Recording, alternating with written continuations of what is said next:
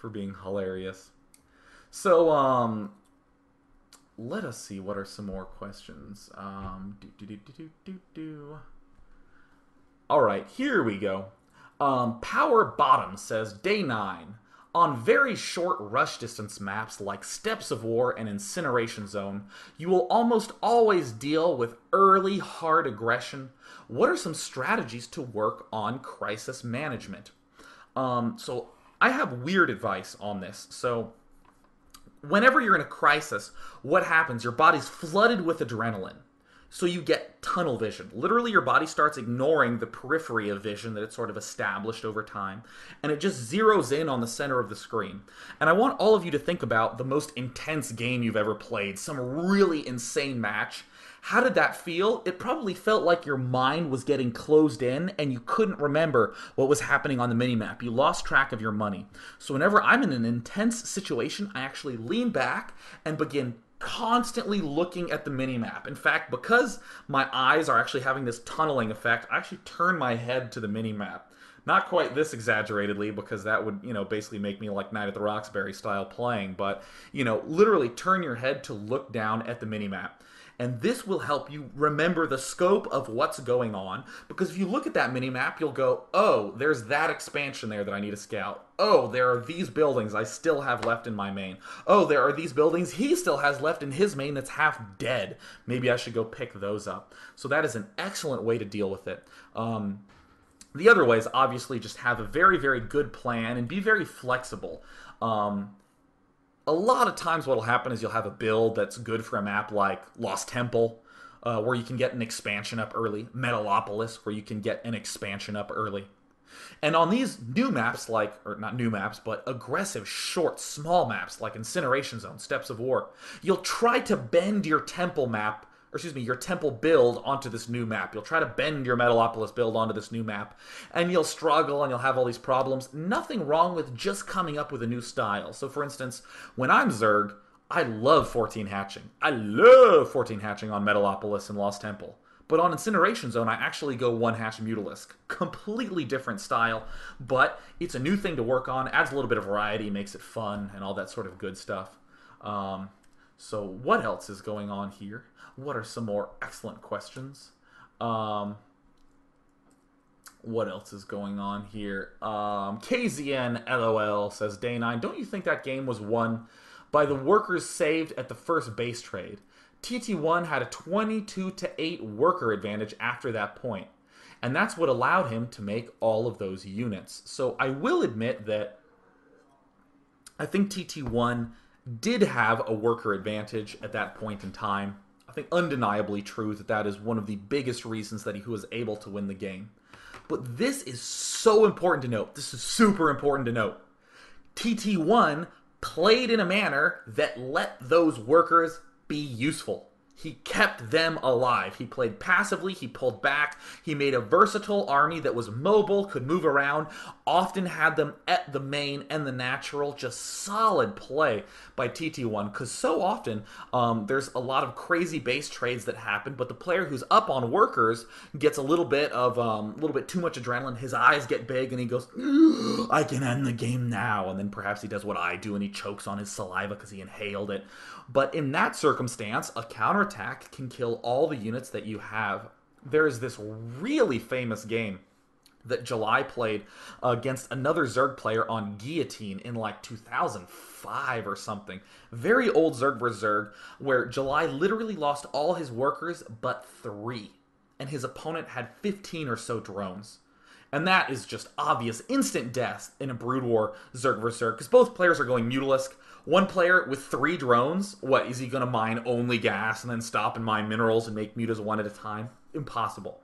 However, this player who had this 15 drone lead ruined the chances of winning because he had his Mutalisk a little bit too far forward. He was trying to be fancy and end the game fast, and July did a series of brilliant counterattacks and snapped this guy's face like a baby carrot. And that's the one thing you don't want to have happen. And that is why TT1 just played brilliantly this game. Just like KZN LOL says, he did have this worker advantage, but the way he played, that passivity, the defensive the defensive posture he set up really allowed him to extend his lead as the game went on. I really think that maybe TTOne had so many units he could have ended the game a lot earlier, but you know what he did? He just hung back and waited till he had 7 Void Rays, and that's when the game ended. Very, very, very smart play. So we have time for 2 more questions, so I will happily take those as I'm scrolling down in the chat. So let us see here. No, these are more questions about Zerg vs. Protoss. I want to stick to here. I want to stick to all this stuff. Oh yeah, UZTR asked a question. Why is there no more stuff from your stand-up career on YouTube? I'm actually going to be uploading one of my stand-up videos onto Blip TV because that was a good one, and I like that one. So I'm going to be vain and upload it. Hell, it's my Blip TV. Why not? So let's see here. So Valen Pro says, Day 9, I'm a new player and I play Zerg for the most part, and you mentioned a while ago about how new players that play Zerg realize that if I macro, I win. How do I get out of this passive habit? I don't know if that's necessarily a problem if you're playing passively with Zerg, because traditionally Zerg are going to be expanding around a lot, making a ton of units. I would just say order things one at a time. So, for instance, I am going to be in macro mode. I'm going to macro. That's all I'm focusing on. Okay, cool. I now have good macro.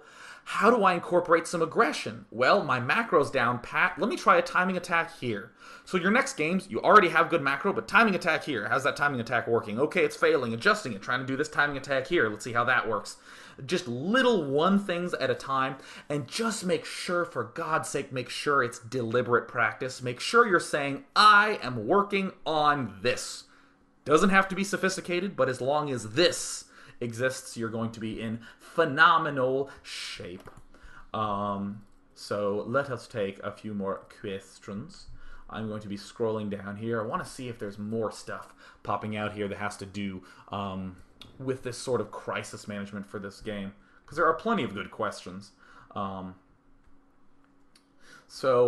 another note here by Fox.Brent who says, don't you think if his observer had spotted his top expo, the game would have ended before Kawhi could even get any new units? Again, undoubtedly true, but it's so dangerous you don't travel down that path of learning. Because too often people will watch a game and go, oh, I could have won here. You know, and a lot of times that will allow you to find some new nice timing pushes, but I mean, what if you're in a situation where KawaiiRice had that top expo, but it was well defended? What do you do now as TTOne? You literally do exactly what TTOne did in this game. This nice defensive setup, knowing to have these 3 gateways, knowing to get the Void Race because he had time to get it. That is what really leads to 100% win rate eventually. You want to win the game eventually. You don't want to have an 80% chance of winning the game right now because you scouted this base. Again, don't get too overeager. All these observations are true. He would have won earlier if he'd scouted it, but a win at 15 minutes is identical to a win at 45 minutes. They will give you the same points. They're fantastic to be passive. Love that. So, Evan Zeller, this is a phenomenal question. This will be the last question that I take for the day because I do have to eat, and eating is fantastic. So this question by Evan Zeller, brilliant question about scouting. As Protos, I really have trouble being active with my scouting, and I often get caught off guard by Mutalisks or Banshees. How can I be more effective in my scouting? So you heard me allude to this a little bit earlier about that Hellion play. But here are some great techniques to do. So let's review that Hellion thing first. I realized I was having trouble against Hellions. Against everything else, I wanted to do build A, but against Hellions, I wanted to do a deviation of build A. Again, not build B, not something crazy and different. Just I wanted to bend it a little bit differently. How did I deal with this? Well, I said, hey, I can scout at 26, and if I see this factory, I know precisely what's up. Good. Got that down. Perfect. But the problem is, with something like Mutalisks or Banshees, you don't get the chance to scout into your opponent's base. The reason this Hellion example worked for me is because I could see the entrance to his base with a Zergling where the factory would be. What about Banshees? What if he's hiding them in the back of his base? And this is when you should exploit something called relative timing. Relative timing is the idea of when is he building his stuff relative to when I'm building my stuff. So for instance, let's say I have a build and it's working out perfectly. I don't have any kinks, any flaws in it. And I build a robotics facility exactly at 51 food in this build. Exactly at 51 food, I build my robotics facility. Clockwork. Every game I build it right at this time. What does this mean? I can begin basing facts off when I build this robotics facility. So let's say you built this Robo Bay and you died to Banshees later on that game because you didn't scout them. You would say, hey, I built this Robo facility at 51 food. Right when my Robo facility